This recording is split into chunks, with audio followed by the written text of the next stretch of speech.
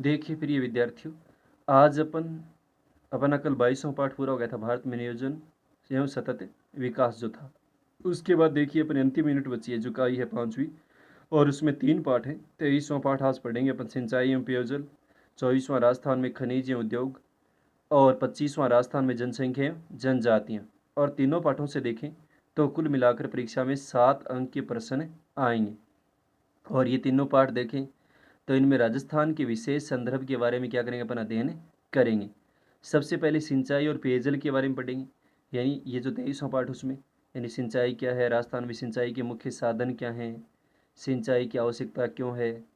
उसके बाद बहुत सारी जो नदी घाटी परियोजनाएं राजस्थान के साथ है, साझेदारी परियोजनाएं हैं, जैसे चंबल परियोजना है, माही परियोजना है, इंदिरा गांधी नहर परियोजना, इनके बारे में पढ़ेंगे। इसके अलावा राजस्थान की छोटी नदी घाटी परियोजनाओं के बारे में पढ़ेंगे।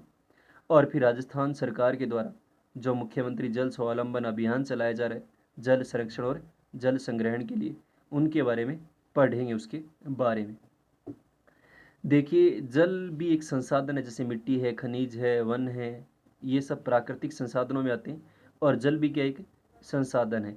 और राजस्थान के संदर्भ में देखें तो जल की उपयोगिता बहुत ज़्यादा है, क्योंकि राजस्थान देखें तो एक शुष्क प्रदेश आता है, पूरा मरुस्थलीय प्रदेश, और वर्षा क्या रहता है, लगभग प्राय अभाव रहता है, वर्षा बहुत कम होती है, यानी न्यूनतम वर्षा वाला एक राज्य अपन कह सकते हैं, क्योंकि राजस्थान की भौगोलिक दृष्टि स्थिति क्या है, इस प्रकार की राजस्थान की स्थिति है। तो यहाँ पर देखें तो जो स्थायी जल के संसाधन हैं, या जो धरातलीय जल के संसाधन कहें, या भूमिगत जल के संसाधन हैं, उनका क्या पाया जाता है, अभाव पाया जाता है। तो राजस्थान में जल का उपयोग क्या है, बहुत सोच समझ कर करना चाहिए, उसको व्यर्थ न बहाना चाहिए। तो सबसे पहले देखिए संसाधन संरक्षण क्या है। जैसे अपन कहते हैं कि जल के वे स्रोत जो मानव के लिए उपयोगी और उनके उनके उपयोग की संभावना होती है, वो सब क्या कहलाते हैं, जल संसाधन कहलाते हैं। तो संसाधनों का विवेकपूर्ण ढंग से रख रखाव करें, जिसमें संसाधनों की हानि न हो तथा व्यर्थता को रोका जा सके, तो ये प्रक्रिया क्या कहलाती है, संसाधन संरक्षण कहलाती है। यानी संसाधनों का विवेकपूर्ण यानी अच्छे ढंग से रख रखाव किया जाए, जिसमें संसाधनों की हानि न हो, यानी जो संसाधन है अनेक प्रकार के, उनको कोई नुकसान न पहुँचे, तथा उसकी व्यर्थता को रोका जा सके, यानी व्यर्थ में वो समाप्त न हो, उनको रोका जा सके। यही प्रक्रिया क्या कहलाती है, संसाधन संरक्षण कहलाती है। यानी संसाधनों का विवेकपूर्ण अच्छे ढंग से रख रखाव हो, जिसमें संसाधनों को किसी भी प्रकार की हानि न हो, और उसकी जो व्यर्थता यानी व्यर्थ में उसको कोई नुकसान पहुंच रहा है, उसको अपन रोक सके, तो ये प्रक्रिया क्या कहलाती है, संसाधन संरक्षण कहलाती है। ऊपर ने संसाधन संरक्षण में पढ़ा था, उसमें कोई ज़्यादा याद नहीं करना। फिर राजस्थान में देखें तो अपन दो प्रकार के जल संसाधन पढ़ रहे हैं, कि एक तो स्थायी जल संसाधन और एक भूमिगत जल संसाधन है। और राजस्थान में देखें तो जो जल की मात्रा है, उसकी गुणवत्ता में भी कमी आ रही है। जो सामान्य बात पढ़ने की किताब में है कि कुछ क्षेत्र में जैसे सोडियम फ्लोराइड है, लवणता प्रभावित क्षेत्र ज़्यादा हो गया राजस्थान का। तो एक तो स्थायी जल संसाधन है और एक भूमिगत है। स्थायी जल संसाधन में देखिए तो धरातल पर है, जैसे धरातल पर जैसे नदियाँ हो गई, झील हो गई, तालाब हो गए, ये संसाधन किस में आते हैं, स्थायी जल संसाधन में आते हैं। और भूमिगत जल संसाधन में देखें तो मुख्य कौन से हैं, कुएं और नलकूप हैं। उसके बाद देखें तो राजस्थान में मीठे पानी की भी झीलें कोई अपन ने पढ़ा था, वो सामान्य पढ़ चुके हैं अपन, जैसे पिछोला है, जयसमंद है, राजसमंद है, ये मीठे पानी की झीलें राजस्थान में बहुत सारी। ये लाइन देखनी याद रखनी कि खड़ीन, कुंडी, कुई, नाड़ी, जोहड़ तथा तालाब आदि राजस्थान में परंपरागत जल संचयन और संग्रहण की परंपरागत विधियाँ, यानी कई बार प्रश्न आता है कि राजस्थान में परंपरागत जल संरक्षण की कोई दो विधियों के नाम लिखिए। तो खड़ी ने जैसे पश्चिमी राजस्थान जैसलमेर में है, इस प्रकार की विधियाँ अपनाते हैं। बाड़मेर जैसलमेर में कुंडी है, कुई है, नाड़ी है, या फिर जोहड़ होते हैं अपने, या तालाब होते हैं कच्चे पक्के। तो उनमें देखें तो वर्षा के जल का संग्रहण या संचयन किया जाता है। और ये राजस्थान में क्या परंपरागत जल संचयन और संग्रहण की विधियां हैं, यानी प्राचीन काल से देखें तो जल का संचयन और संग्रहण का कार्य इसमें किया जा रहा है। तो कई बार छोटा प्रश्न आता है कि खड़ीन क्या है, या प्रश्न इस प्रकार आता है कि राजस्थान में परंपरागत जल संरक्षण या संचयन की कोई दो विधियों के नाम लिखिए। तो उसमें एक खड़ीन है, जैसे कुंडी है, कोई दो के नाम देख लेना, कुई है, नाड़ी है, जोहड़ है, तालाब है, ये राजस्थान में क्या परंपरागत जल संचयन और संग्रहण की विधियां हैं। उसके बाद देखिए तो राजस्थान पत्रिका का अमृतम जल अभियान जल संरक्षण के लिए चलाया जा रहा है। राजस्थान पत्रिका जो अखबार आता है, उसके द्वारा भी राजस्थान में एक अमृतम जलम यानी जल को अमृत के समान माना गया कि इसको व्यर्थ न बहाया जाए, और इसके लिए जल संरक्षण के लिए क्या चलाया जा रहा है, एक अभियान चलाया जा रहा है।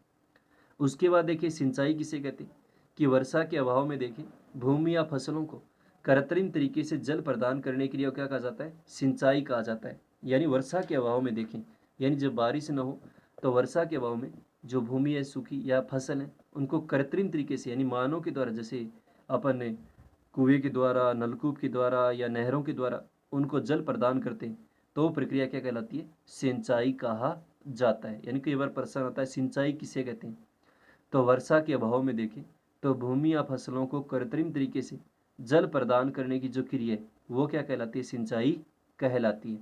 क्योंकि राजस्थान एक शुष्क प्रदेश है और यहाँ पर सिंचाई क्या रहती है, आवश्यकता रहती है। वर्षा क्या होती है, कम होती है। सिंचाई के लिए जैसे अपन कई विधियाँ अपनाते हैं, जैसे नई विधियाँ अपना रहे, भूमिगत जल का उपयोग कर रहे हैं, तो ये सिंचाई के लिए काम में छोटे तालाब है, बांध है, इनका निर्माण वगैरह कर रहे हैं।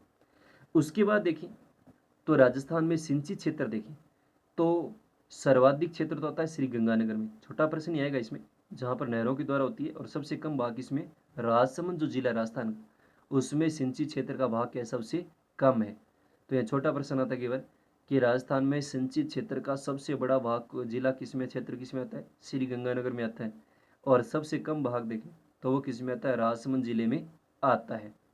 उसके बाद देखें कुएं नलकूप में देखें तो राज्य में महत्वपूर्ण सिंचाई का साधन है। और राज्य के कुल सिंचित क्षेत्र के देखें तो 66% भाग में कुओं नलकूपों से क्या होती है, सिंचाई होती है। यानी तीन मुख्य साधन पड़ेंगे, कुएं, नलकूप, नहरें और तालाब। ये सिंचाई की क्या राजस्थान मुख्य साधन है।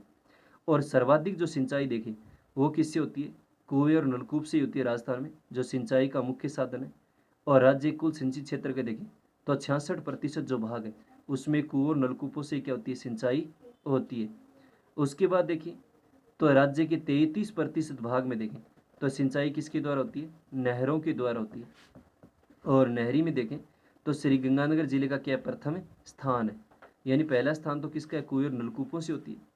उसमें राजस्थान कितना भाग आता है, 66% भाग आता है।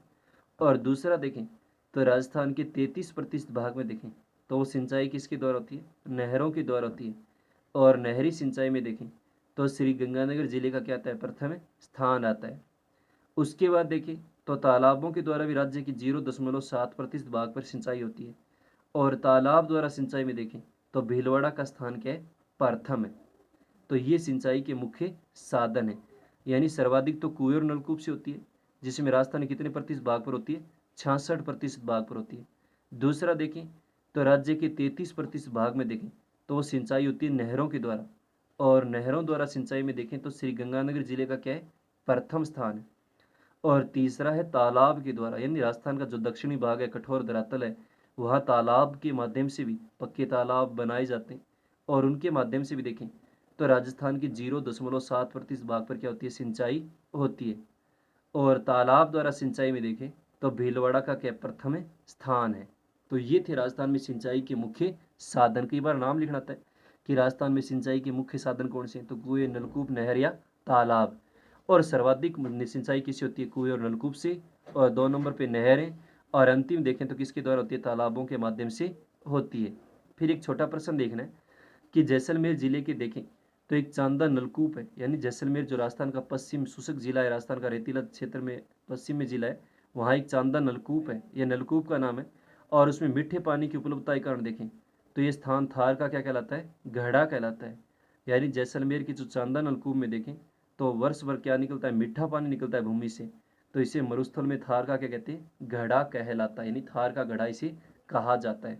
तो छोटा प्रश्न आता है कि बार कि थार का घड़ा किसे कहा जाता है, तो जैसलमेर जिले में चांदा नलकूप है कोई, और वहाँ देखें तो मीठे पानी की उपलब्धता के कारण ये राजस्थान में थार का क्या कहलाता है, घड़ा कहलाते हैं। मरुस्थल का इसका घड़ा कहते हैं, क्योंकि वर्ष भर देखें तो इसमें क्या होता है, मीठा जल उपलब्ध होता रहता है। तो आज जो अपन ने पढ़ा है उसमें एक तो सिंचाई के मुख्य साधन देखने राजस्थान में कुएं, नलकूप, नहर और तालाब है। एक राजस्थान में परंपरागत सिंचाई की विधियां कौन सी हैं, जो खड़ीन, कुंडी, नाड़ी, जोहड़, तालाब, इनके नाम देखने केवल याद रखने। या फिर राजस्थान में सर्वाधिक सिंचाई किस जिले में होती है, न्यूनतम सिंचित क्षेत्र वाला जिला कौन सा है। या फिर थार का गढ़ा किसे कहा जाता है, तो जैसलमेर जिले में पढ़ा है अपन ने चांदा नलकूप है जहाँ मीठा पानी वर्ष उपलब्ध होता है वो थार का गढ़ा कह लाता है। तो ये याद रखने।